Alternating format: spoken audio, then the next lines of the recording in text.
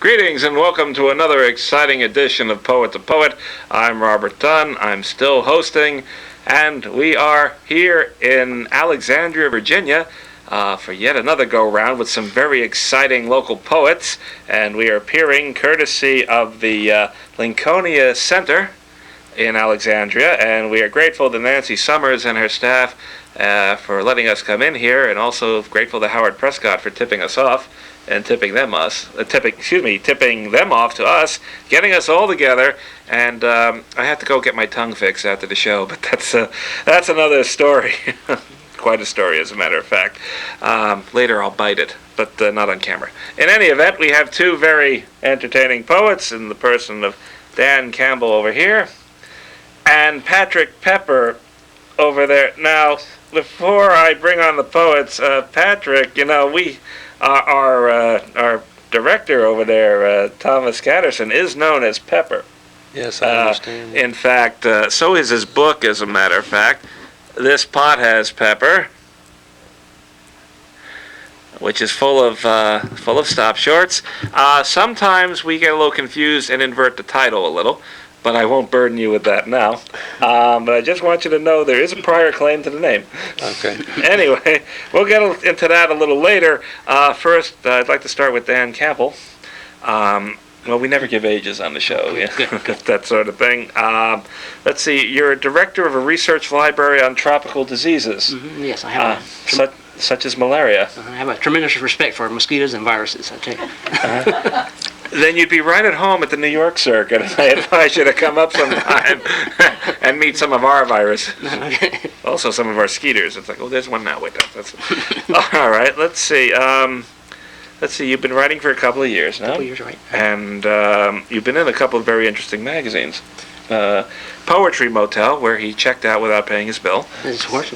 Okay, Black Buzzard Review, Columbia Literary Review, Dark Planet.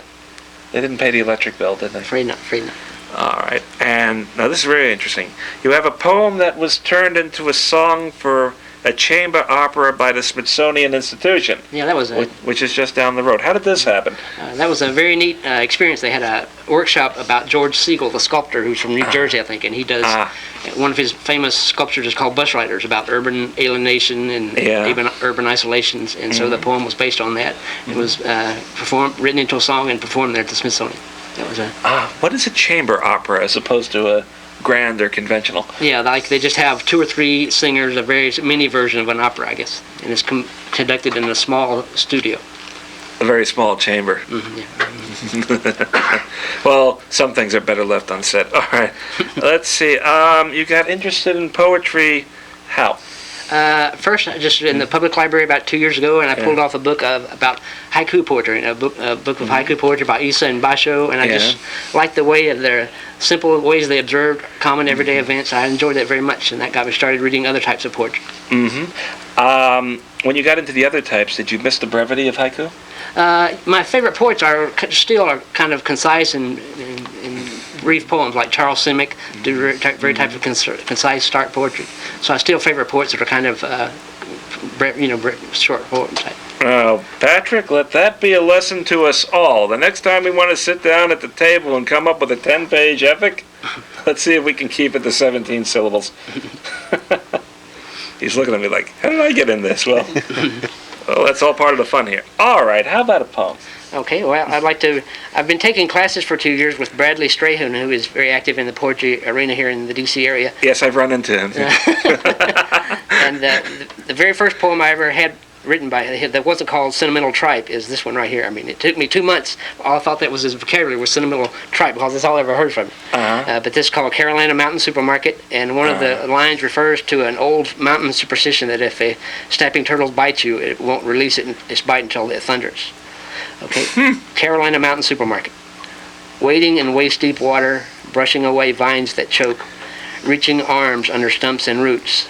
Is today special a fish or eel that flails and wraps cold-blooded flesh against warm? Or does the checkout line ring up cottonmouth fangs that burn like hot needles even underwater? If a tooth for one day, then grab snapping turtle jaws that only ease their grip for thunder. City folk do not shop at this market. I can well understand why. I mean, imagine what they do to shoplifters. That's right. So a snapping turtle will not Release let go. until it thunders. You know, up in New York, the Lower East Side, the women poets up there, when they bite you, they will not let go until they hear gunfire. It's true. Come up and find out sometime. Oh well.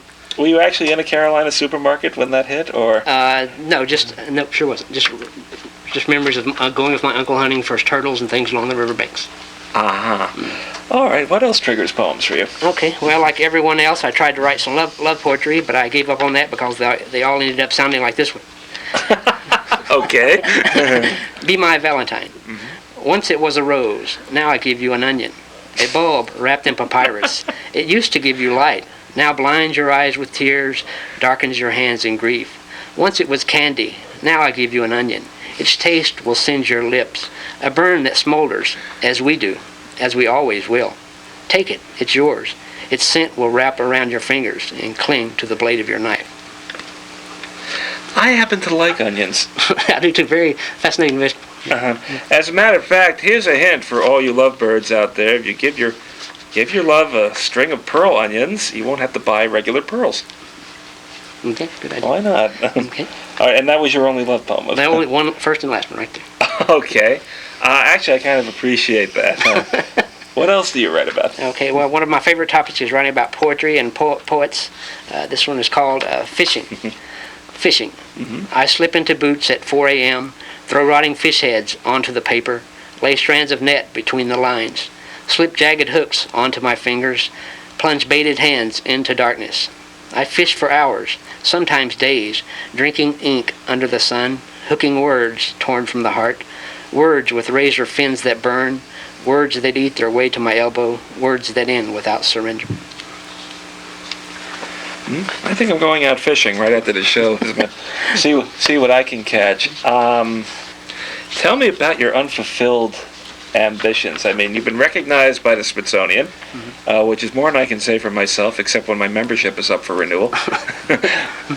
Well, I just like, between now for the next 10 years, I'd just like to devote myself as much as possible to poetry, and then somehow combine that with my love for international, other cultures and other countries, to somehow do something in international poetry. I'm not sure what yet, but maybe destiny will lead me to that. Do you go to many opens? You mean what? Many open readings? Oh, yeah, quite a bit. I sure do. Those are very important. How do you go over? Well, yeah, I need a lot of experience. I'm not more experienced, I think, yeah. All right. How about another poem? Okay. We'll give you all the experience we can. Oh, okay.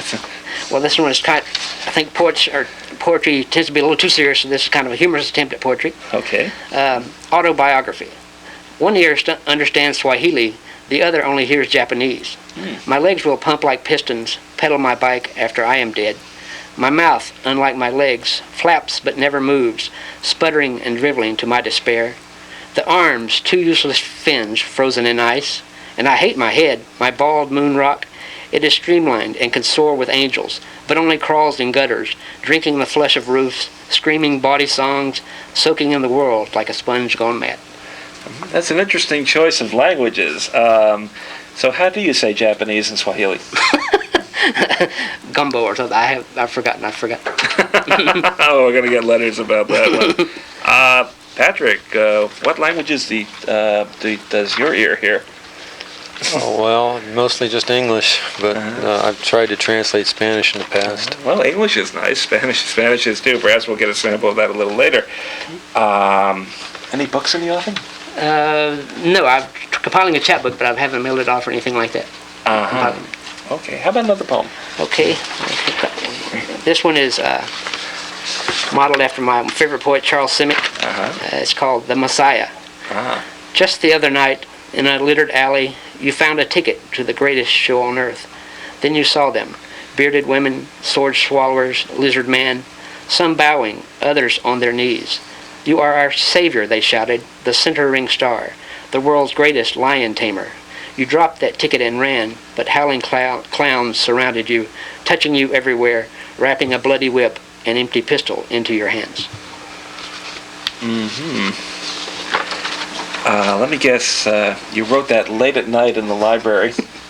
After a nightmare, yeah, of course. With the tropical diseases. Does your job inspire much in the way of poetry? Yeah, I do a lot of international travel. I just got back from Kenya and went on a safari there, so seeing other cultures and other countries, that's a tremendous experience.